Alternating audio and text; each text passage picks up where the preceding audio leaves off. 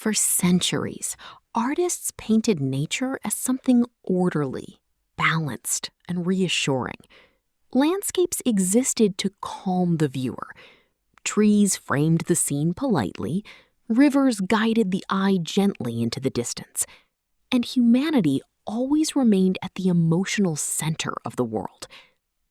Then, almost suddenly, nature became hostile. The skies darkened. Mountains grew impossible in scale. Oceans swallowed ships whole. Human figures became tiny silhouettes standing at the edge of cliffs, frozen before something they could neither understand nor control. The Romantic painters didn't simply change landscape art. They changed humanity's relationship with reality itself. Look closely at Romantic landscapes, and a strange pattern begins to appear. The human figure is often barely visible. Sometimes it disappears entirely into fog, snow, darkness, or violent weather. This wasn't accidental composition. It was psychological strategy. Romantic artists wanted viewers to feel exposed, vulnerable, small. They were trying to capture something called the Sublime, the overwhelming emotional collision between awe and terror when confronting something infinite. Not beauty in the traditional sense, something much more destabilizing. The feeling of standing before a force so large that the human mind struggles to contain it. To understand why this happened, you have to understand what Europe looked like at the time. Before Romanticism, the Enlightenment had dominated intellectual life. Philosophers believed reason could explain the universe. Nature was treated almost like a machine, predictable, measurable, rational. Humanity increasingly saw itself as master of the natural world. But by the late 18th century, cracks began appearing in that confidence. Industrialization transformed cities into polluted, mechanical environments. Revolutions shattered political stability across Europe.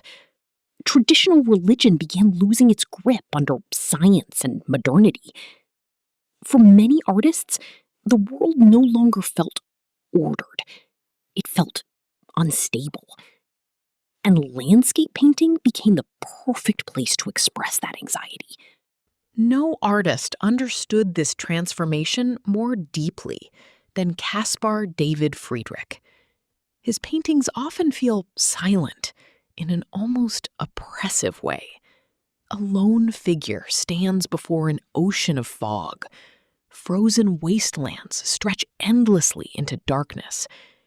Dead trees claw into empty skies like skeletal remains. Nothing in these paintings feels safe. The famous wanderer overlooking the sea of mist is often misunderstood as triumphant, as if he has conquered nature through exploration or intellect. But look again. He isn't controlling the landscape. He's standing motionless before something psychologically incomprehensible. The mountain becomes emotional. The fog becomes existential.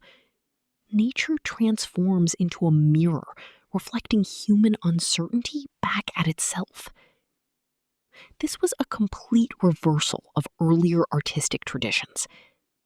In classical landscapes, nature existed to support human civilization. It was organized around harmony, proportion, and balance. Even dramatic scenery still reinforced the idea that the world ultimately made sense. Romanticism rejected that certainty. Now the landscape itself became the dominant force. Storms overwhelmed ships, cliffs dwarfed travelers, forests became labyrinths capable of swallowing people whole. The environment no longer behaved like scenery. It behaved like an independent psychological presence, almost alive. And deeply indifferent to human existence. This is where Romanticism begins to feel unexpectedly modern. Today, most people live inside controlled digital environments. Algorithms organize entertainment, maps eliminate uncertainty. Screens smooth reality into something manageable and predictable. Very little in modern life allows us to genuinely feel insignificant. Romantic landscapes do the opposite. They force confrontation with scale, uncertainty, and emotional instability. Looking at these paintings feels strangely similar to modern psychological horror because both rely on the same mechanism: the fear of losing control. Not through monsters or violence, but through overwhelming vastness. The Romantics also discovered something psychologically dangerous. Nature could function as emotional projection. Storms reflected rage. Empty horizons reflected loneliness. Decaying forests reflected grief and despair.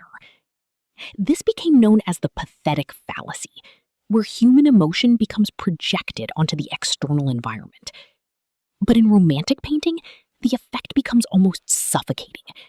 The landscape absorbs the viewer's inner state and magnifies it back outward. A thunderstorm is no longer weather. It becomes anxiety itself.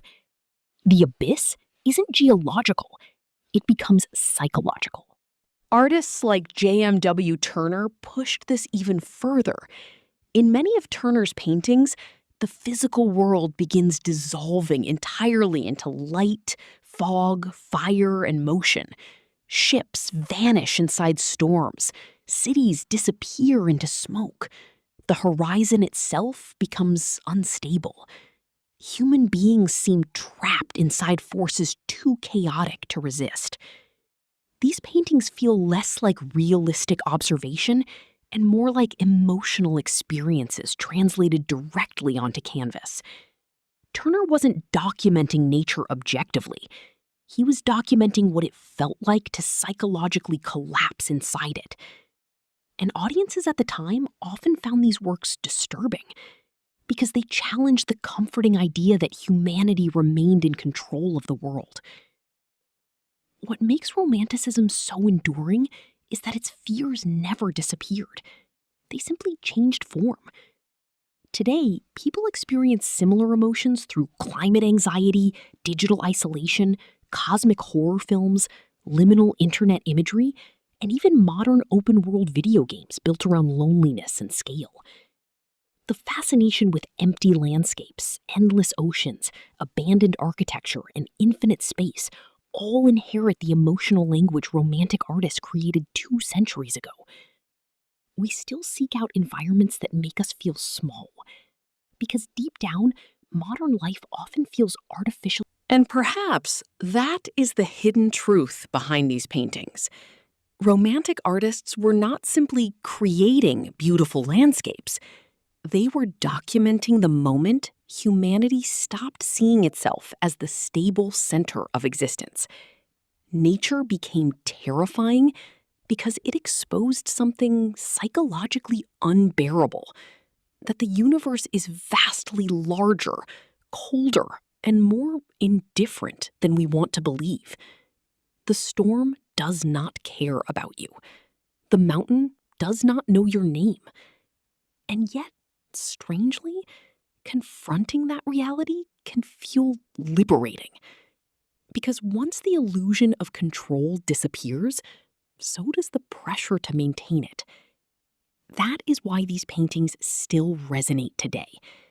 In an age of constant stimulation, curated identities, and digital certainty, Romantic landscapes reintroduce something modern life tries desperately to suppress: the experience of existential scale. They remind us that humanity is fragile, temporary, and profoundly small within the vastness of nature and time. But instead of hiding from that realization, the Romantics walked directly into the storm, and they painted what they saw there. And maybe that is why these paintings still feel unsettling today. not because they show nature at its most violent, but because they show humanity at its smallest.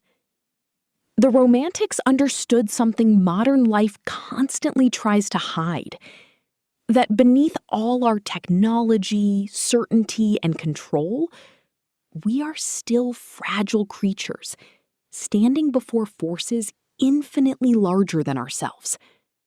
And perhaps that confrontation is not something to escape, but something necessary. If you enjoyed this exploration into art, philosophy, and visual culture, subscribe to continue exploring the hidden anxieties behind the images that shaped modern consciousness.